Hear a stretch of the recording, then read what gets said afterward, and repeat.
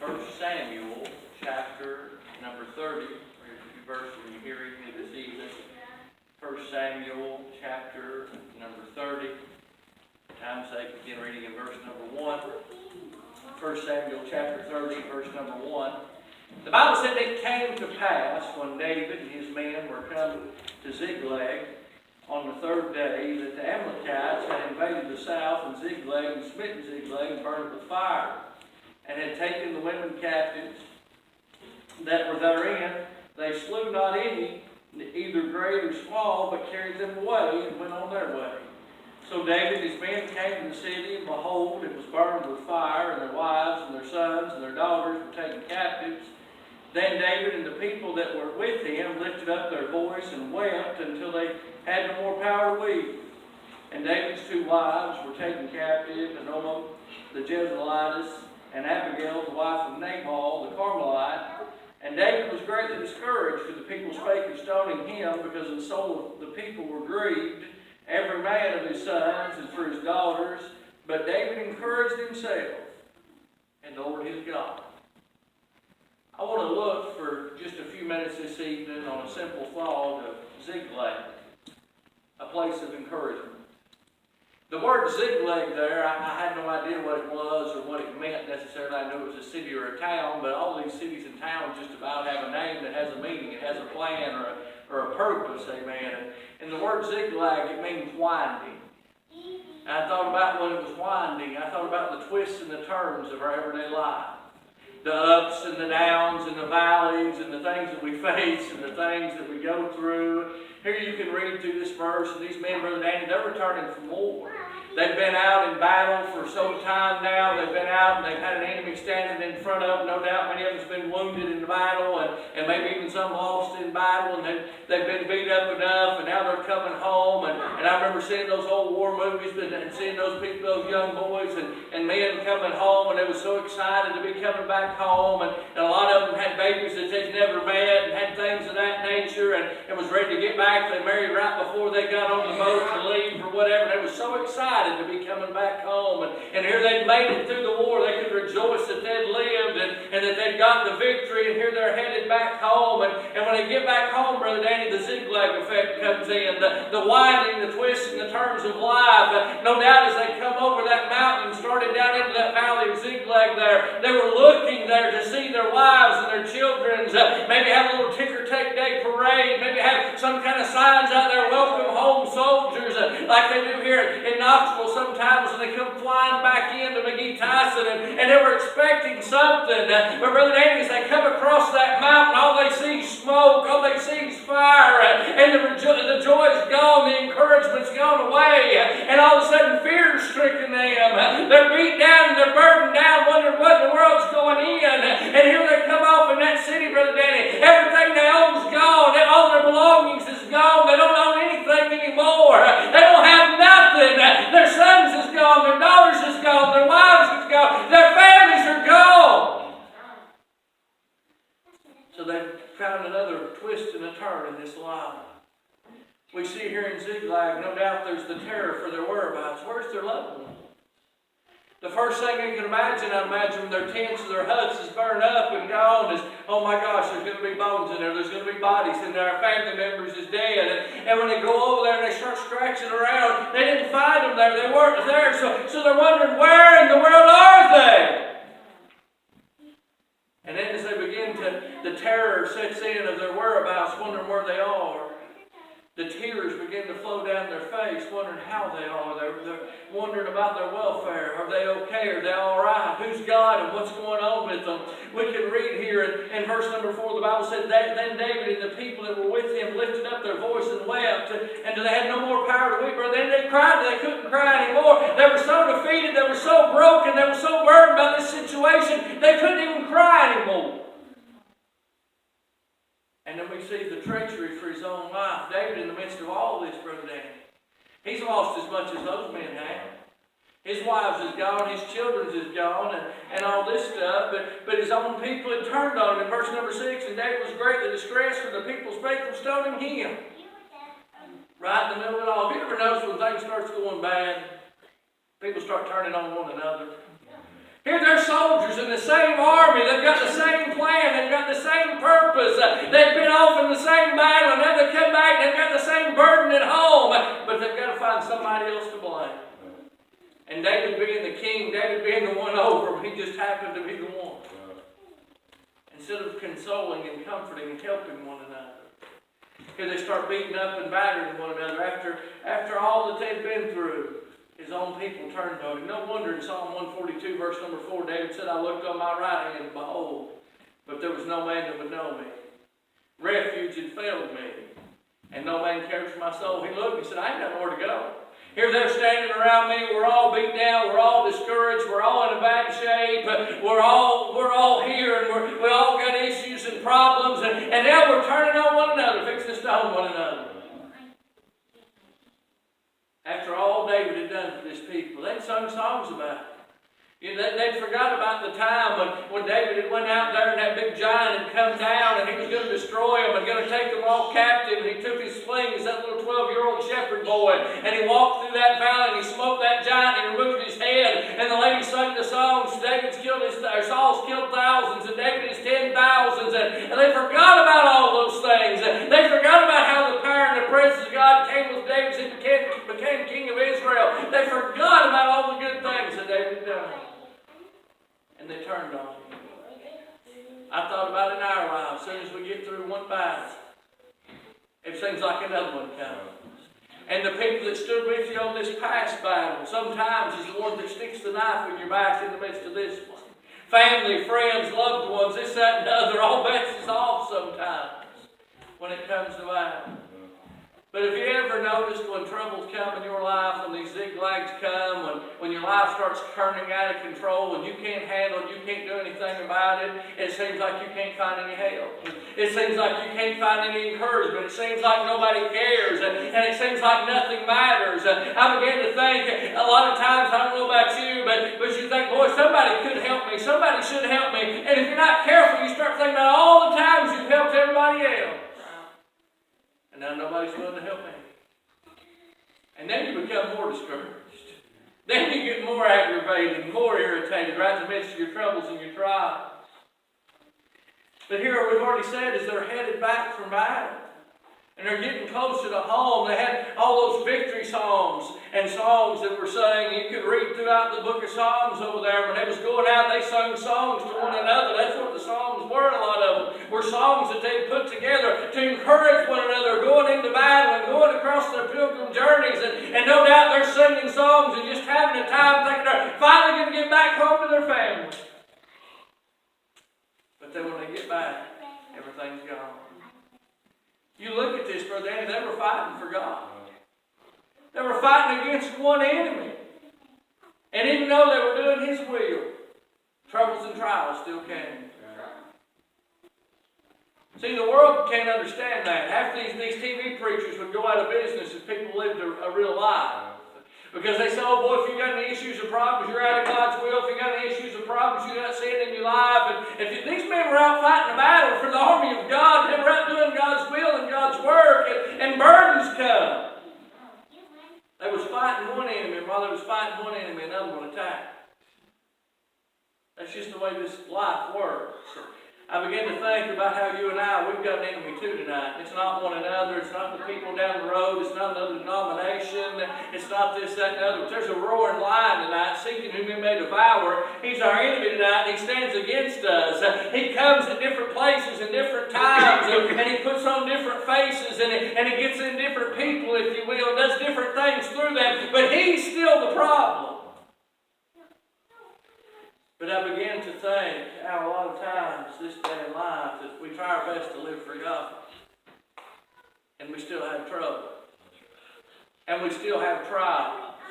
Every time it feels like we're about to get a victory and we're about to get out of the valley, boy, here comes another fight. Here comes another battle. Man, there's a punch comes flying in from somewhere in the back, just hits you in the back of the head, you land flat on your face. Where did that come from? But that's just the way this life works out sometimes. When we're fighting a good fight, we're trying our best to keep the faith, trouble's still coming. Preacher, what are you saying? That's what the Bible teaches. He says it rains upon the just as well as the unjust. Amen. God's not a respecter of persons. But there's good news. He's promised not to put more on you than our eyes were able to bear. But he said he'd make the way of escape. He'd make the way of escape for us. I began to think about different people throughout the Bible. We was doing a Bible study at the house a while back in the book of Daniel, and we was reading over through there and read about Daniel and how those men put together that decree. If anybody prayed to God or prayed to anybody but the king, for that matter, they'd be cast into a den of lions. And we began to read and we began to study there. Daniel knew what the commandment was, but Daniel knew that God was above all commandments and ordinances, and he kept his window open and he prayed toward heaven anyway. And old King Darius didn't even want to put Daniel in the den, but he said, hey, this is a decree, and old Daniel lived forever. And he bound him, and they put him down in there in that pit, and they sealed him in front of that thing. And on the next day, you know what? I'm sure, I don't want to go into a den of lions. A lot of men say lion's den. A lion's den can be empty or not, but the Bible said a den of lions. They mention they're in there, they're active. But preacher, how can you say that? Ask those men that got thrown in after Daniel how many lions in there and how it worked out. Daniel said, I used to shut our lions' mouth. But you know what? He brought him through. God helped him. Because he stood, he did what was right, and God blessed him. I got to think about those Hebrew boys over there, how they stood. They wouldn't bend. So many people, the country said, hey, we're going to do this, and the government said we're going to do that, and they're changing this law, and they're doing that, and they're doing all these things, making wrong right and right wrong, and they're trying to outlaw the book, and that is what they're doing. They said, hey, if you don't bow down to this image right here, we're going to bind you to cast you in a furnace. They said, Lord, they said, King, we're not careful concerning this matter. We're not full of care. We're not worried about it. For our God is able, amen, to even bring us through the fire. They bound them, they cast them in. Those men died as they cast them inside that fiery furnace. It was heated up 7 times harder than it was warmed. The king looked down in there, and there wasn't 3, there was 4 men loosed and running around. Jesus is our way of escape, amen. He's the one that's going to make the difference. Preacher, where's our way of escape? You said Ziklag, a place of comfort. You said there was still encouragement in the midst of the twists and the turns and the battles of this life. Look at verse number 6. Here he was, and David is greatly distressed. He's burdened, for the people speak of stoning him because of the soul of the people were grieved, every man for his sons and for his daughters. Look at the last part. But David encouraged himself in the Lord his God. Sometimes people don't pat you on the back. Sometimes people say, hey, you're doing a good job. Sometimes people don't encourage you. Why? Because they was just as encouraged and distressed as David was. They were down and out themselves. But David said, hey, there's still encouragement. When nobody else can or will help you, the Word of God will still encourage you and help you. He encouraged himself in the Lord his God. We looked at Psalm 142. Verse number 4, and he said, I looked under my right hand, and behold, but there was no man that would know me. Refuge failed me, no man cared for my soul. In verse number 5, he said, I cried unto the Lord. I said, Thou art my refuge and my portion in the land of the living. There's times that man won't help you. There's times that man can't help you. But there'll never be a time that God can't help you. There'll never be a time that God can't help you. Psalm 122, David said, I looked unto the hills from whence cometh my help cometh from the Lord. He said, I looked unto the hills. He was in a valley. He was down in a deep, dark place. But he looked up. He said, my help cometh from the Lord. And he goes on, he said, which created the heavens and the earth. And he tells about which Lord he is and which God he is. I got to think about many times our lives is disarrayed. Our lives is broken. Our lives are falling apart. Our homes is in trouble. Our heads are hurting. And all these issues and problems come. But just like Wednesday night, we start talking about him for just a few minutes in the middle of the week. With everything that's going on in your home and my home and your heart, my heart, and all the issues and problems we had, and we forgot all about them for a little while. All we began to think about was him. Because when you start thinking about him, you can think about in the beginning God created, and think about all the things he done to there. You can think about the virgin births. You can think about Calvary. You can think about the death, the burial, the resurrection of the gospel. You can think about all that. You can start thinking about when he came to where you were as a lost and dying sinner. And you can think about him saving you by his marvelous grace from death and hell. You can think about all that. You can think about all the protection, the provision, the help, the hope, the healing. You can think about everything that he's ever done for you. Nobody else stood by me. The Lord did, is what Paul said. When everything and everybody else goes away, the Lord's still there. He promised 7 times, I'll not leave thee nor forsake thee. You remember when he hung on Calvary's cross, everybody else had abandoned him. He was all alone. He cried out and said, my God, why hast thou forsaken me? He knows what it's like to be left. He knows what it's like to be alone. That's why he thought it was so important that he promised you and I 7 times, I'll never leave thee. I'll never forsake thee.